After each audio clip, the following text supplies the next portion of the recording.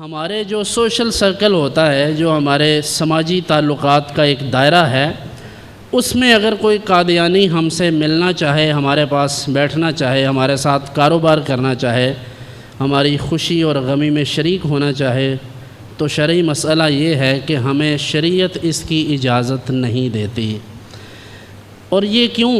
اس لیے کہ جو شخص اللہ اور اس کے رسول صلی اللہ علیہ وسلم کی بارگاہ سے مردود ہے، کسی مسلمان کا، کسی عاشق رسول کا، محب رسول کا، اس سے کسی قسم کا تعلق نہیں ہو سکتا اور نہ ہونا چاہیے۔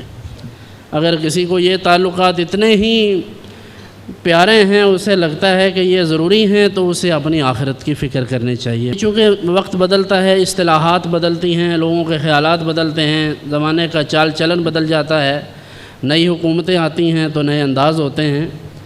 حکومت کوئی بھی ہو، ہمارے لیے ہر وہ شخص قابل مذمت ہے، ناقابل برداشت ہے جو قادیانیوں کو، مرزائیوں کو اور ان کے کسی بھی گروپ کو فیور دے، خواہ اس کا کسی بھی حکومت سے تعلق ہو، کیونکہ ہم اس مسئلہ کو سیاسی مسئلہ نہیں سمجھتے، یہ پیورلی دینی مسئلہ ہے۔ اس لیے اگر وزراء اور مشیران یا حکومت کے کچھ ایسے جو ذمہ داران ہیں، اگر وہ بھی یہ ٹرم یوز کریں قادیانیوں کے لیے، ان کو مسلمان ثابت کریں اور انہیں احمدی مسلم کہیں، تو یہ شرعاً بھی اور قانوناً بھی درست نہیں ہے۔ اس لیے قادیانیوں کو کیا کہیں گے؟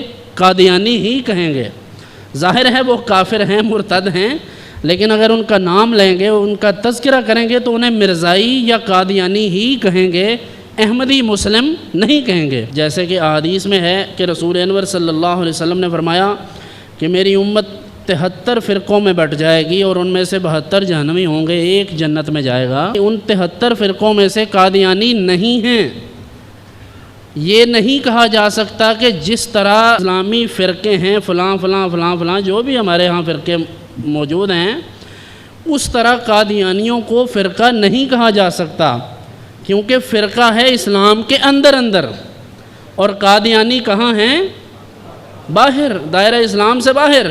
اس لیے اس کنفیوژن کو دور کیجئے کہ مرزائی، قادیانی، خواہ وہ لاہوری گروپ ہے، کوئی بھی ہے، وہ فرقہ اسلامیہ میں سے نہیں ہیں، انہیں اسلامی فرقہ نہ سمجھا جائے بلکہ غیر مسلم سمجھا جائے۔